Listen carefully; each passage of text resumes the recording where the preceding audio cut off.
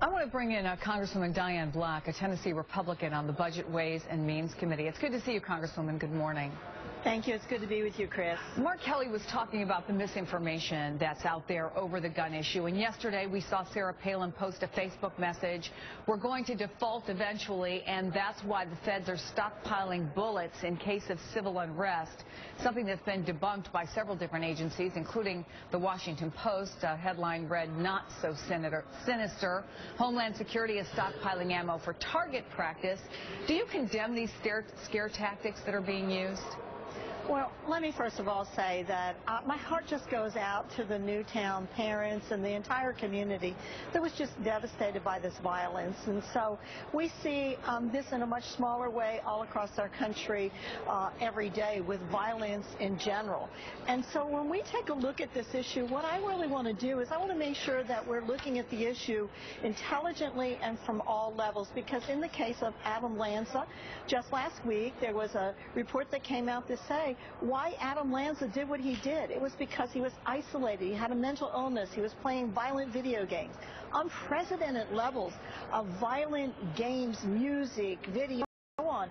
And, you know, none of these things that we're talking about right now that are the biggest in the message is really going to help what happened in Newtown. So I'm disappointed that we're doing a knee-jerk reaction and only talking about it from one end. I think we have to talk about mental illness, about the breakdown of the family, about violence, about holding people who use guns in violent actions accountable, such as in the federal law, where there is a penalty for just possessing a gun. You don't have to use it, just I mean, to be fair, it. I'm not sure that you can say that there hasn't been a conversation about the role of mental illness, and there have been a lot of discussions on both sides of the aisle about that. And so I'm wondering, do you then support any gun legislation, background checks, a ban on high-capacity magazine, the assault weapons ban, weapons trafficking, any of those?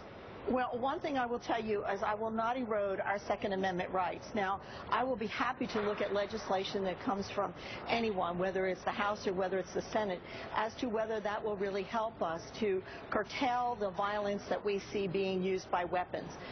And that certainly is a good conversation to have. But what hurts my heart is that we're not talking about the other issues.